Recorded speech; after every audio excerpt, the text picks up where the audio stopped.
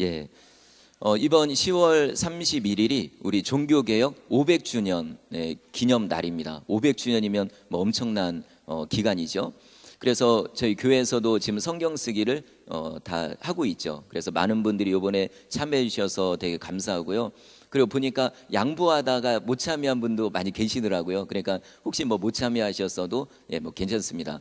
그래서 보면 쓰다가 궁금해가지고 뭐 쓰다 틀렸다든지 종이가 부족한다든지 해가지고 연락이 많이 와요. 그럼 되게 감사하더라고요. 그리고 뭔가 하려고 하는 또 이런 모습이 너무 귀한 것 같습니다. 자, 이렇게 종교 개혁을 기념하면서 성경을 쓰는 데는 분명한 이런 의미가 있습니다. 왜냐하면 그 당시 중세 시대에 이 성경 때문에 문제가 있었거든요. 그러니까 성경대로 살았으면 문제 없겠지만 성경은 있는데 성경대로 살지 못한 그런 문제들이 있었기 때문에 이 성경으로 돌아가자. 그래서 종교개혁의 5개 이 하나의 표가 있어요. 목표가. 그 중에 중요한 하나가 뭐냐면 성경으로 돌아가자. 이런 하나의 표입니다.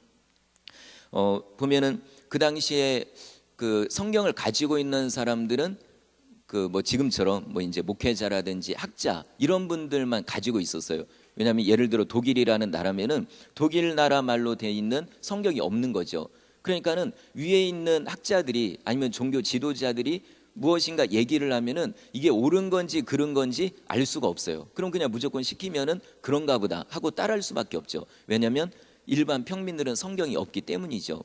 예를 들어 면죄부를 사십시오. 면죄부를 사야 천국 갑니다. 그러면은 일반 서민들은 그냥 믿을 수밖에 없어요. 왜냐하면 천국은 가야 되겠고 돈은 없어도 어떻게 해서든 만들어가지고 천국 가려고 면죄부를 사는 거죠. 그 원인은 바로 그들도 성경이 없기 때문이죠. 그래서 대부분의 이 종교 개혁을 일으켰던 분들이 성경에서 사실 답을 찾은 거거든요. 많은 사람들이 성경이 있는데도 그 성경을 무시하고 죄를 범했지만 몇몇 종교 개혁자들은 루터를 비롯해서 그들은 성경을 토대로 해서 이건 아니다 해가지고 앞장서서 나라를 그리고 교회를 개혁하려고 그런 몸부림을 친 거죠. 보면 종교 개혁자들에는 뭐 루터 그리고 칼빈, 깔뱅이라고도 해요. 프랑스 그쪽으로. 그리고 뭐 쯔빙글리 뭐 많이 있죠. 자, 그 중에 대표적인 또 한 사람이 있는데 그건 독일의 얀 후스라는 사람이 있어요. 후스. 그런데 이 사람은 루터보다 100여 년 전에 사람입니다. 그런데 이 사람도 그 성경을 이렇게 연구하다가 보니까는 이게 아닌 거예요. 그 나라의 종교 지도자들이 얘기하는 거 뭐 이런 걸 가만히 들어보니까 성경을 연구해 보니까 이게 아닌 거죠. 그래서 그는 목숨을 걸고 이건 아닙니다 라고 하면서 어디를 가든지 뭐가 잘못됐는지를 계속 얘기하기 시작했죠. 그러다 보니까 당연히 그 나라의 종교 지도자들 또 그 정치 지도자들이 싫어하죠. 그래가지고 이 후스를 불러가지고 그 당시에 콘스탄츠라는 공의회가 있어요. 우리나라로 말하면 총회, 뭐 그정 총 우리나라 총회보다 뭐 훨씬 크겠죠. 근데 여기 이 후스를 불러냈습니다. 그 부른 이유는 뭐 물어보고 뭐 진짜인가 아닌가 따져보고 이게 아니고 이 사람을 경고하기 위해서 부른 거죠. 그래서 딱 그 회의에다 불러놓고 당신 이렇게 하면 안 된다. 어떻게 우리 지도자들이 얘기하고 있는 거를 이게 잘못됐다고 얘기하느냐. 오히려 네가 잘못됐다. 그러니까 빨리 여기서 사과하고 빨리 너의 의견을 바꿔라. 이렇게 얘기를 했죠. 그런데 이 후스는 자기의 신앙 양심상 그렇게 할 수가 없는 거죠. 그래서 나는 안 된다고. 나는 내 의견대로 난 얘기할 거라고. 이래서 결국에는 거기서 붙잡혀가지고 수도원에 감금이 됐죠. 얼마 시간이 지난 이후에 이 콘스탄츠 그 위에 있는 사람들이 다시 한번 불러가지고 한 번에 더 기회를 주겠다. 그러니까 요 번만이라도 네가 잘못했다고 얘기를 해라 했는데 그때 후스가 한 얘기는 이렇게 얘기했다고 합니다. 나의 양심은 하나님의 말씀에 사로잡혀 있습니다. 내 뜻을 처리할 생각은 전혀 없습니다 라고 얘기했다는 거죠. 그러니 이제는 방법이 없죠. 그래서 결국에는 그 종교 지도자들에 의해서 1415년 7월 6일 날 이제는 사형을 당하게 됩니다. 그 방법은 옛날 방식대로 화형 이렇게 나무에 묶여가지고 불에 타서 죽이는 그런 이제 화형을 선고를 당하게 된 거죠. 자, 그가 정말 이제 이 나무에 불이 붙여지고 거기서 죽어가면서 이런 유명한 얘기를 또 남겼다고 합니다. 지금 당신들은 한 마리 거위를 구워서 죽이지만 100년 후가 되면은 구워서 죽일 수도 없고 삶지도 못할 백조가 등장할 것이요 라고 얘기하고서 거기서 또 하나님을 찬양하면서 순교를 했다는 거죠. 자, 그런데 놀랍게도 이 후스가 여기서 이제 한 마리 거위라고 얘기했는데 이 후스라는 이름이 거위라는 뜻이거든요. 그러니까 당신들은 이 거위 한 마리 정말 보잘것없는 나를 여기서 불태워 죽이지만 그러나 100년 후에는 이렇게 불태워 죽일 수도 없고 협박할 수도 없는 누군가가 나타나서 분명히 내가 이루지 못한 것을 그 사람이 이룰 것이라는 그런 얘기였거든요. 근데 이게 마치 예언처럼 된 거였어요. 아까 1415년에 후스가 화형당해서 죽었는데 그로부터 한 102년이 지났죠.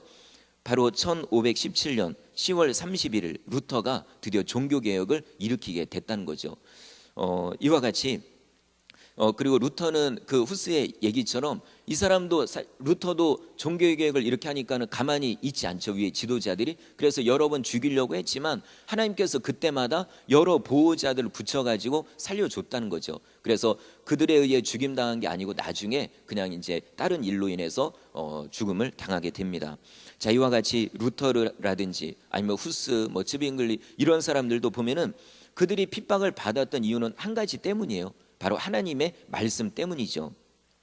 차라리 말씀을 그냥 접어두고 뭐 알고는 있지만 다른 사람 다 알아요. 같이 공부하던 사람들, 같이 사역을 하던 사람 다 알아요. 그러나 그냥 이거 그냥 접어두고 기존에 하던 대로 앞에 있는 지도자들 대로 그냥 따라서 한다고 하면은 이런 그 종교개혁가들은 편하게 살 수가 있죠. 그 당시 성경을 번역할 읽을 수 있고 할 정도면은 다 학자거든요. 그럼 편하게 살 수가 있어요. 근데 그들이 이렇게 편한 것보다도 고난을 선택했던 이유는 금방 말씀드린 것처럼 바로 하나님의 말씀 때문이죠. 그 말씀에 사로잡혔기 때문에 여기서 도저히 벗어날 수 없는 그 능력과 은혜 때문에 순교까지 당할 수가 있었던 겁니다. 오늘 본문의 12절 말씀을 보시면 같이 한번 오늘 주요 구절이니까 같이 한번 읽어보겠습니다. 시작. 무릇 그리스도 예수 안에서 경건하게 살고자 하는 자는 박해를 받으리라. 아멘. 이 말씀은 정말 진리의 말씀이죠. 경건하게 살려고 노력하면 노력할수록 자꾸만 생기는 어려움이 있다는 거죠. 말씀을 피해가면 오히려 넓은 길, 편한 길이지만 말씀대로 살려고 하다 보니까 고난이 있고 그리고 핍박이 따르게 된다는 말씀입니다. 사도 바울 같은 경우도 자기의 이제 사역을 이제는 다 마무리할 때 돼가지고 디모데에게 편지를 씁니다. 그게 우리가 읽은 디모데 후서죠. 모든 서신 중에 편지 중에 마지막에 쓴 게 디모데 후서죠. 근데 여기서 3장 1절에서 이렇게 얘기를 합니다. 마지막 때 바로 말세가 되면 고통하는 때가 온다. 그러면 그 고통하는 때의 특징이 뭐냐면 2절부터 보면은 사람들이 자기를 사랑하고 돈을 사랑하고 자랑하고 교만하고 비방하고 부모를 거역하고 이런 일들 이렇게 쭉 얘기하다가 그 얘기가 어디까지 오냐면 바로 금방 읽은 11절까지 오는 거죠. 바로 11절 박해를 받음과 고난과 또한 안디옥과 이고니온과 루스드라에서 당한 일 어떠한 핍박들 이런 거를 내가 당했는데 바로 이런 핍박이 있는 거 경건한 자들이 핍박을 받는 그때가 바로 말세의 때다라고 말씀하고 있는 거죠. 좀 전에 제가 종교개혁자들 이야기를 했는데 그들이 핍박받은 거는 오히려 차라리 뭐 이제 힌두교인들 뭐 이슬람 아니면 뭐 불교인들 만약에 그런 이교도들이 핍박을 했으면은 오히려 그것은 우리도 뭐 이해할 수 있고 정말 너무 뭐 이제 거의 선교사님들처럼 그런 사명을 잘 감당했구나 생각할 수 있는데 근데 그 당시 종교 개혁자들을 핍박했던 거는 똑같은 그 기독교의 지도자들이었다는 거죠. 뭐 그 당시는 우리 이런 개신교 이런 교회가 아니고 지금으로 아는 천주교 그런 교황 로마 교황 그런 걸 카톨릭을 이야기하는 거죠.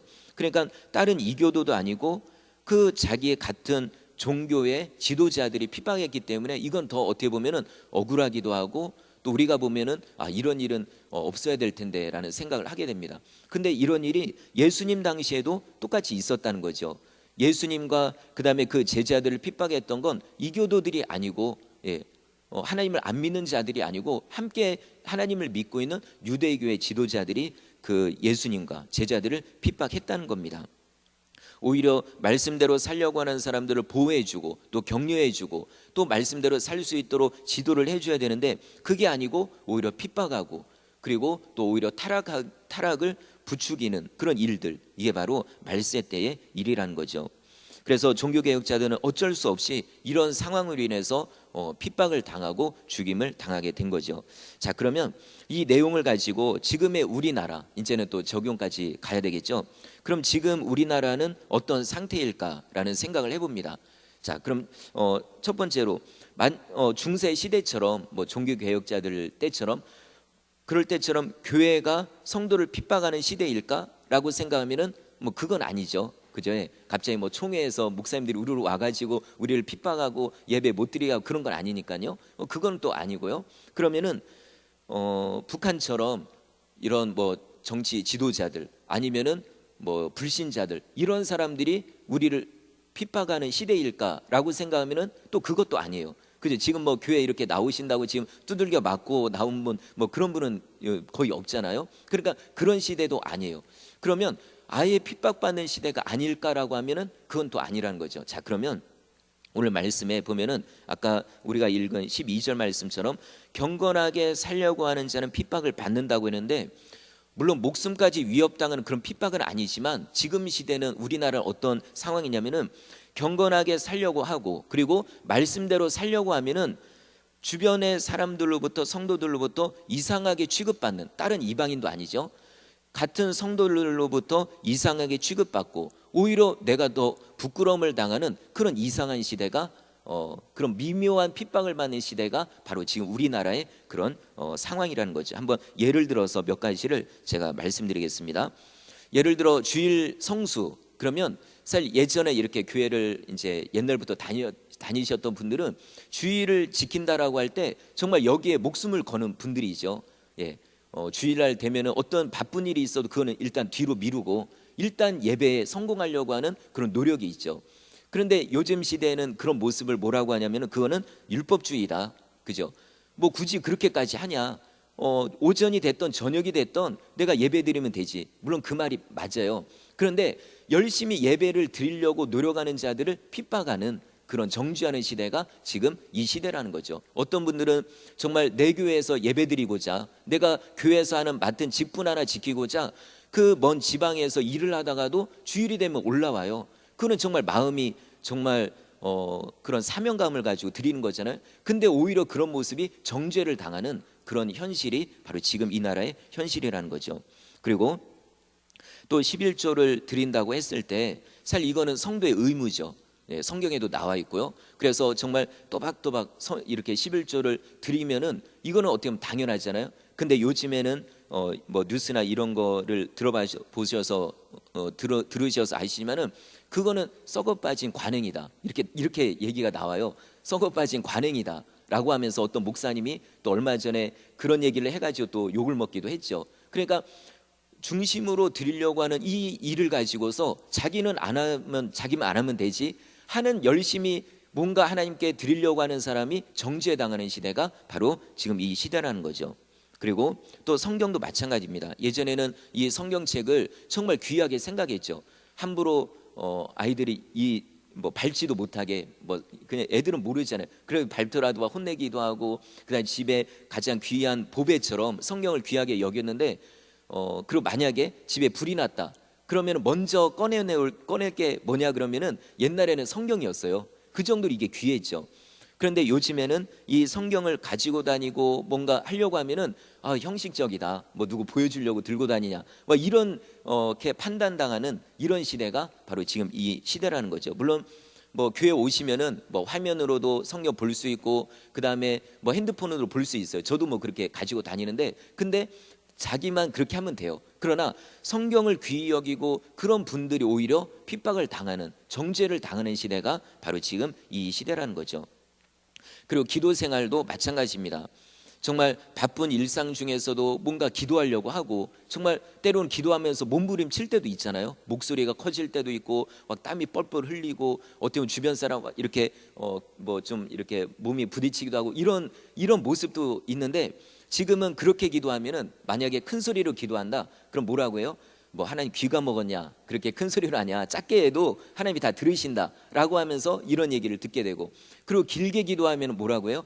중언부언한다고 또 얘기를 하죠. 그래 빨리 짧게 기도하고 빨리 나가야 돼요. 그런 게 요즘에 그런 모습이라는 거죠. 오늘이죠. 오늘 여기 계시는지 모르겠어요. 그 교회 성도님들로 구성된 카톡 방이 있어요. 단체 카톡 방. 여기에 우리 교회 집사님 한 분이 아주 재밌는 좋은 글을 올리셨더라고요. 그 제목이 뭐냐면은, 따라 나에게 중언부언 해주렴. 네, 자, 하나님께서 우리에게 성도를 향해 하신 말씀이, 따라 나에게 중언부언이라도 기도를 해라, 이런 거죠. 자, 간단한 내용이 이런 겁니다. 예수님께서는 분명히 중언부언 기도하는 거를 비판하셨어요. 그죠? 마음에 없는 상태에서 그렇게 뭐 말을 많이 한다고 내가 듣겠느냐라고 비판하셨죠. 그러나 만약에 마음만 있다면, 그죠? 마음만 있다면 말이 길어도 괜찮아요. 그리고 짧아도 괜찮아요. 그리고 유창하게 기도해도 되고 유치하게 기도해도 상관없어요. 마음만 있으면 괜찮다는 거죠. 다만 기도하지 않는 것보다, 기도하려고 하나님 앞에 나아가고 교회에 와가지고 아무 말 못해도, 때론 졸리고 피곤하다 할지라도 하려고 하는 그 모습, 이게 그렇게 하나님 보실 때는 귀하다는 그런 내용입니다. 그래서 요즘에는 기도를 많이 해도 문제가 되는 이런 시대가 됐고, 그리고 전도도 마찬가지죠. 옛날에는 전도 방법도 몰랐어요. 그냥 감동 받으면, 은혜 받으면 그냥 나가는 거죠. 왜냐하면 내가 좋으니까. 옛날에 뭐 요즘처럼 전도 세미나 이런 것도 없어요. 요즘에는 되게 많거든요. 근데 그런 것도 없었죠. 그냥 무작정 나가는 거죠. 그런데 요즘에는 그렇게 나가서 전도하고 하면은 이거는 구식적인 방법이다 라고 지적을 합니다. 그리고 어떻게 효율적이지도 않는데 뭐하러 그렇게 하냐라고 하면서 효율성을 따지면서 그렇게 전도하는 것을 오히려 지적하는 이 시대가 되었다는 거죠. 자, 이렇게 가만히 말씀을 준비하며 생각했을 때, 이 경건한 자가 핍박을 받는다는 게 뭐 두들겨 맞고 이런 게 아니고, 오히려 말씀대로 살려고 하는 그 모습이 오히려 손가락질 당하는 시대가 바로 지금의 이런 시대라는 거죠. 그래서 정말 어떤 때는 진짜 헷갈릴 때가 있어요. 내가 지금 잘하고 있는 건지 잘못하고 있는 건지, 내가 율법주의로 행하고 있는 건지, 정말 경건한 모습으로 하고 있는 건지, 그리고 외식적으로 하고 있는 건지, 아니면 내가 마음으로 정말 그렇게 경건의 행동을 하고 있는 건지 헷갈릴 때가 있어요. 왜냐하면 나 본인도 그렇게 생각할 때도 있고, 외부에서 그런 얘기가 들려올 때도 있다는 거죠. 바로 요 며칠 전에 어떤 성도님이 저녁에 철야 예배, 심야 기도회 때 오셨는데, 예배 전에 또 여기 계신지 모르겠어요. 근데 저한테 이런 질문을 하시더라고요. 그분은 엄청 고민을 하고 저한테 얘기를 한 거예요. 뭐냐면은 제가 이렇게 심야 기도회에 나오는데 나와도 별 느낌도 없고 그건 어떤 감동도 없는데, 내가 지금 이걸 이렇게 하고 있는 게, 이게 내가 뭐 하고 있는 건가 생각이 든다고, 그러면서 내가 이거 그만 나와야 될까요? 이 얘기를 하시더라고요. 자, 그럼 여러분이면 뭐라고 대답하실 건가요? 아이고 잘 생각하셨습니다. 뭐 감동도 없는데 하나님께서 받으실 거냐고, 당장 그만 나오시라고. 왜냐하면 그분은 거리가 멀어요. 엄청 멀고 낮에 노동, 진짜 그렇게 일을 하고서 왔는데 뭐 정말 와가지고 느낌 없을 때가 많죠. 어떻게 보면 좋을 때도 많을 것 같아요. 자, 그런데 저는 뭐 당연히 이렇게 대답을 했죠. 오히려 지금 하던 일을 멈추는 것이 그런 마음을 주는 게 바로 마귀의 생각입니다. 왜냐하면은 저도 이렇게, 오히려 목회자인 저도 예배를 드리다 보면 감동 없을 때가 더 많습니다. 이게 은혜 못 받을 때가 더 많이 있고, 그러나 이렇게 하다 보면은 그때 때로는 하나님이 주시는 은혜가 있다는 거, 그리고 사실 이건 예배는 드리는 거잖아요. 찬양도 드리는 거잖아요. 그러면은 내 감정이 사실 어떻게 보면은 그렇게 큰 의미가 없어요. 내가 하나님을 바라보고, 내가 힘들던 기쁘던 하나님을 바라보면서 이건 드리는 거예요. 그러면 하나님이 기뻐하면 이 예배는 온전한 예배가 되는 거고요. 그러나 하나님께서 아니다라고 하면 아닌 거예요. 그러니까 하나님이 나를 어떻게 보시느냐가 이게 중요하다는 거죠. 그리고 옆에서 뭐라고 판단하고 이런 거는 그렇게 중요하지 않습니다. 왜냐하면 사람들이 보는 거는 외형적으로만 볼 수밖에 없어요. 제가 목회자라고 해서 갑자기 투시에 영이 열려가지고 저 사람 중심으로 드리는지 뭐 외형으로 드리는지 알 수가 없잖아요. 오직 하나님만 판단하시는 거죠. 그래서 우리가 지금 계속 해오던 일들을 계속하는 거, 얼마 전에 우리 또 김수현 목사님 설교하셨지만 이게 진짜 중요하다는 거죠. 그래서 지난 주일날에 담임 목사님께서도 설교하셨지만 예수님께서 그 바리새인이 11조 드리는 그거를 지적하셨어요. 어떻게 중심 없이 마음 없이 그렇게 많은 거 드린다고 해서 이거 하나님 받으시느냐 이렇게 말씀했죠. 자, 여기까지 말씀이라고 하면 어떻게 해야 돼요? 11조 안 드려야 되겠죠. 그러나 뭐라고 말씀하셨죠? 그러나 마음도 중요하고 현재까지 드려오던 11조도 중요하다. 이 말씀 뭐예요? 드리던 거 계속 하라는 거죠. 마음만 고치면 되지 왜 하던 거를 멈추느냐 이 말씀입니다. 그러면 11조든 예배든 기도든 어떤 뭐 구제든 아니면 선교든 간에 마음만 바꾸면 되지. 만약에 마음이 없다고 하면은 그것만 회개하고 돌이키면 되지 하던 일까지 멈출 필요는 없다는 거죠. 오히려 멈추는 것은 마귀가 주는 생각일 수 있다는 겁니다. 좀 전에 또 뭐 제가 말씀드렸지만 지금의 시대는 무엇이 옳은지 무엇이 그른지 정말 헷갈리는 시대라고 했죠. 그 말씀이 13절에 나와 있습니다. 한번 보시면 악한 사람들과 속이는 자들은 더욱 악하여져서 속이기도 하고 속기도 하나니. 그죠? 속이기도 하고 내가 속기도 해요. 이건 뭐냐면 뭐가 옳은지 그른지를 모르는 때가 바로 말세의 때라는 거죠. 그래서 이런 시대에 자 그러면 이걸로 끝나는 게 아니고 14절에 보니까 하나님께서는 여기에서 그냥 놔두는 게 아니고 아주 분명한 해답을 우리에게 주십니다. 우리 한번 14절 말씀 같이 한번 읽어보겠습니다. 시작. 너는 내가 누구에게서 배운 것을 알며. 아멘. 그러나라고 사도 바울이 이야기하고 있죠. 이 사람 저 사람 이렇게 저렇게 흔들리지만 그러나 너는 배우고 확신한 일에 거하라. 여기서 거하라라는 말은 뭐냐면 이리저리 흔들리지 않고 뜻을 정했으면 그 자리에 완전히 묻어서 그 원래 하던 대로 행하라는 그런 의미입니다. 그리고 배우고 확신한 일이라는 것은 지금 디모데가 아버지와 같은 바울에게서 배웠잖아요. 하나님의 말씀, 그 다음에 그리스도의 복음, 이걸 배웠으면 여기서 흔들리지 말고 이 복음대로 내가 너에게 가르쳐준 대로 그대로 행하라는 이런 말씀이죠. 그리고 또 15절 말씀을 보시면 이 구절도 같이 한번 읽어보겠습니다. 시작. 성경을 알았나니 성경은 능히 너로 하여금 그리스도 예수 안에 있는 믿음으로 말미암아 구원에 이르는 지혜가 있게 하느니라. 아멘. 네. 또 어려서부터 너가 성경을 알지 않았느냐? 그죠? 잊지 말라는 거죠. 네가 어려서 배운 성경을 왜 많은 사람들이 포기하지만 유대인들은 다 배웠어요. 그러나 그럼에도 불구하고 포기했다는 거죠. 그러나 너는 어려서부터 배운 성경 이거를 저버리지 말라는 거죠.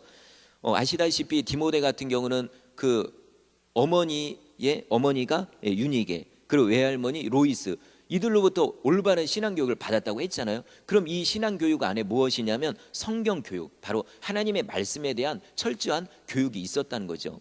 자, 그래서 어려서부터 배운 이 말씀을 떠나지 말고 지금뿐만 아니라 앞으로도, 왜냐하면 사도 바울이 이제 끝나야 돼요. 이제는 자기의 생애도 마감되고 사명도 끝나요. 그렇기 때문에 디모데야, 네가 사역하는 그 자리에서 지금까지 배운 대로 내가 가르쳐준 대로 하면 다 된다. 그러니까 이리저리 흔들리지 말고 세상의 풍조 따라 가지 말고 오직 배운 말씀대로 그대로 행하라 라고 말씀하는 거죠. 여기서 성경은 그 15절 뒷부분에 보면은 성경은 능히 너로 하여금 그리스도 예수 안에 있는 믿음으로 말미암아 구원에 이르는 지혜가 있게 한다라고 말씀하죠. 우리의 구원은 이미 받았어요. 그죠? 예수님을 믿으면 다 구원받았잖아요. 애들이든 뭐 누구든 상관없죠. 그러나 성취되지는 않았어요. 다시 말씀드려서 우리가 아직 죽지는 않았잖아요. 이 구원의 성취는 천국 가야지 완성되는 거거든요. 그러면 이 땅에 있는 동안에 이 구원을 빼앗기지 않도록, 그죠? 물론 누가 뺏길지 이런 거 뭐 이걸 뭐 우리 뭐 장로교에서 말한 것처럼 예정론을 뭐 비판하냐 이럴 수 있지만 그러나 모르는 거예요. 이거는 아무도. 사도 바울도 뭐라고 얘기하냐면 빌립보서 2장 12절에 이렇게 말씀합니다. 그러므로 나의 사랑하는 자들아 너희가 나 있을 때뿐 아니라 더욱 지금 다 없을 때에도 항상 복종하여 두렵고 떨림으로 너희 구원을 이루라. 그죠? 두렵고 떨림으로 구원을 이루라. 한번 믿었다고 그냥 모든 걸 놓지 말고 마지막까지, 승리할 때까지, 천국에서 하나님을 뵐 때까지는 절대로 흔들리지 말고 말씀 안에 거하라라는 그런 유언입니다. 자, 그리고 이어서 4장에 또 보면은 1절에도 사도 바울이 디모데에게 말하기를 내가 엄히 명령한다. 이거는 그냥 넘어갈 말이 아니다. 이건 귀로 흘러들을 말이 아니고 아주 꼭 기억해야 될 말이다. 명령이다. 2절입니다. 너는 말씀을 전파하라. 때를 얻든지 못 얻든지 항상 힘써라. 이 구절은 우리가 전도할 때 자주 애용하는 그런 또 암송하는 구절이죠. 때를 얻든지 못 얻든지 복음을 전하자. 근데 그것보다도 1차적으로 적용되어지는 거 뭐냐면 지금 디모데에게 한 말이죠. 그러니까 너는 이 하나님의 말씀을 사람들이 듣든지 안 듣든지, 그리고 말씀을 전할 기회가 이게 기회인가 아닌가 이거 따지지 말고 말씀이라고 하면은 바른 교훈을 가르치라는 거죠. 왜냐하면 3절에 있는 것처럼 앞으로 사람들이 바른 교훈을 받지 아니한다. 다시 말해서 교훈이나 책망의 말은 싫어한다. 그리고 자기의 사역에 걸맞는 스승만 따라갈 것이다. 이제는 스승에 의해서 내가 만들어지는 게 아니고 내가 스승을 찾아가요. 내게 걸맞는, 내 취향에 맞는 메시지, 이런 걸 찾아간다는 거죠. 그러면 안 된다는 거죠. 때로는 좋은 말씀, 그러나 때로는 책망의 말씀도 들어야 이게 우리에게 유익이 된다는 거죠. 그렇기 때문에 디모데야, 너는 어느 때든지 어떤 상황이든지 말씀을 전파하라, 제대로 가르치라라고 말씀합니다. 우리의 뭐 이런 기도나 예배나 이런 어떤 경건한 행동들이 사실 뭐 우리 구원을 이루는 건 절대로 아니죠. 그저 예수님을 믿음으로 구원을 받습니다. 그러나 구원받은 자라면 경건한 삶을 살아야 될 의무가 있다는 거죠. 이 의무를 버리면 안 돼요. 받은 은혜도 있지만 우리의 의무도 있다는 거죠. 그리고 디모데 전서 4장 7절 8절에 보면은 우리의 경건의 삶이 또한 우리에게 엄청난 유익을 준다고 말씀하고 있습니다. 7절 8절에 보면은 망령되고 허탄한 신화를 버리고 경건에 이르도록 너 자신을 연단하라. 끊임없이 훈련하라는 거죠. 육체의 연단은 약간의 유익이 있으나 경건은 범사에 유익하니 금생과 내생의 약속이 있느니라. 아멘. 그래서 이 경건의 훈련은 모든 일에 유익이 된다는 겁니다. 자, 이제 말씀을 마치고자 하는데, 혹시 여기 계신 우리 성도님들 가운데 뭐 저도 그런 갈등을 할 때가 뭐 자주 있으니까요. 혹시 이런 갈등이 있을 수 있어요. 이제 오늘 말씀 이렇게 적용해 보면 예를 들어서 예배를 좀 더 드려볼까라는 생각과 함께 또 한편으로는 뭐 이 정도면 됐지. 내가 뭐 권사님도 아니고 장로님도 아닌데 내가 뭐 예배를 더 드릴 필요가 있어? 라는 이런 생각, 이런 갈등이 있을 수 있고요. 또 기도에 있어서도 이제는 기도를 좀 해볼까? 뭔가 꿈틀거리는 것 같고 뭔가 은혜가 있는 것 같아. 기도해볼까라는 생각과 함께 또 어떤 생각이냐면 뭐 더 기도할 필요가 있을까? 그냥 뭐 교회 자주 나오고 이러면은 사람들도 저 성도 뭐 문제 있나? 이렇게 볼 수도 있고, 그러니까 그냥 그럴 필요 없이 그냥 굵고 짧게 기도하자. 뭐 그리고 또 길게 기도할 필요 없이 그냥 아주 그냥 뭔가 파워 있게 그냥 기도하고 끝내자, 이런 생각이 들 수도 있고요. 그리고 성경을 좀 더 읽어볼까라고 생각이 들다가도 동시에 뭐 읽어도 뭔 소리인지 모르고, 그리고 그냥 주일날 교회 와가지고 말씀이라 잘 풀어주시는 목사님 설교나 듣자, 뭐 이런 생각이 또 올 수도 있어요. 이런 갈등들. 그리고 이제 좀 선행을 해볼까? 받은 은혜도 있고 그런데 한번 뭔가 좀 도울 사람을 찾아서 한번 해볼까 하다가 또 한편으로는 뭐 내가 자랑하려고 하나? 이렇게 하면 사람들이 뭐라고 또 할 거 아니야, 또 나선다, 이럴 수도 있고, 하지 말자, 이런 생각이 들 수도 있다는 거죠. 자, 그러면 이와 같은 갈등이 마치 마음속에 천사와 마귀가 싸우는 듯한 그런 갈등이죠. 자, 그러면 이런 상황에서 어떻게 판단해야 될 것인가? 그게 바로 오늘 말씀이기도, 그 말씀, 그리고 디모데전서 4장 7절 8절처럼 경건의 모습이라면 여러분 실천하시면 됩니다. 괜히 하려고 하다가 안 하고 그러지 마시고, 이게 경건의 모습이라면 하라는 거죠. 왜냐하면 경건은 범사에 유익하다고 했어요. 금생 이 땅에서도 유익하고 천국에 가서도 상급이 되기 때문에 경건의 모습이라고 하면 하라는 거죠. 사람들 눈치 이거 의식하지 말고 내가 하나님 앞에서 뜻을 정했으면 하면 된다는 겁니다. 마음 중심은 사람들이 판단하는 게 아니죠. 우리도 판단하면 안 되고 그 사람들도 나를 판단한다고 해서 거기에 끌려다니면 안 된다는 거죠. 제가 그 어렸을 때 그때 한 중학교 3학년 이때 뭐 이렇게 뭐 간증 중에 일부 얘기했던 부분이기도 한데요. 그때 정말 은혜를 많이 받고 정말 주일 예배, 뭐 저녁 예배, 뭐 수요 예배, 그리고 새벽 예배까지 나왔어요. 왜냐하면 은혜가 너무 좋은 거예요. 맨 앞자리에 앉아가지고 뭐 아버님이 목사님이시자 하나님의 말씀으로 들려지고 이렇게 은혜를 받았어요. 근데 어느 날 갑자기 마음에 완전히 딱 꽂히는 게 있어서요. 그건 뭐냐면, 야, 너 교만하네, 이 생각이었어요. 마치 그게 무엇과 같았냐면은 화살을 딱 맞아가지고 그 화살을 대는 꺾었는데 그 독이 든 화살촉이 마음에 꽂혀가지고 몸에 꽂혀가지고 이게 빠지지 않은 것처럼 너무나도 고통스러운 그런 시간들. 왜냐하면 나는 한다고 했는데 생각으로 드는 거 뭐냐면, 너 교만하다, 너 누구 보이려고 하냐, 이런 생각이 드는데 내가 그렇게 느껴지는 거죠. 그러면서 이런 고통 속에서 이제는 원래 하던 대로 할 수가 없었어요. 왜냐하면 너무 고통스러운 거죠. 하려고 하다가도 사람들이 눈치가 보이고, 아, 내가 학생인데 우리 권사님 집사님들도 안 하는데 내가 뭐 굳이 이렇게 하냐, 이런 생각이 들면서 멈췄거든요. 그런 고통 속에 있다가 한 2년 정도 흘렀을 때 그때 하나님이 정말 특별한 방법으로 말씀하시기를, 담대하라, 너의 마음을 강하게 하고 담대하라. 이 뜻은 뭐냐면, 사람들의 판단에 기죽지 말고, 그리고 죄의식에 그렇게 묶여있지 말고 너의 하던 일을 계속하라는 그런 의미입니다. 판단할 분은 하나님인데 왜 그런 것 때문에 하던 일을 멈추느냐, 이거죠. 계속 너의 하던 일을 계속하라. 그래서 여러분, 혹시 이런 갈등이 있다고 하면은 정말 마음에 감동이 오면 하면 돼요. 기도에 감동이 오면 기도하면 되고, 그리고 예배에 감동이 오면 한 번 더 예배 드리면 되고, 그리고 선행에 대한 어떤 구제나 선교에 대한 감동이 오면 하면 돼요. 그 결과는 하나님께서 판단하십니다. 그래서 여러분, 오늘 말씀을 생각하시면서 지금까지 해오던 일들, 지금 갈등 속에 할까 말까 그러면은 계속 하시고요. 그리고 예전에 정말 열심히 하다가 멈춘 일이 있다면 그 원인이 뭔지 모르지만 다시 한번 시작하시길 바랍니다. 왜냐하면 그거를 하나님께서 기뻐하시기 때문이죠.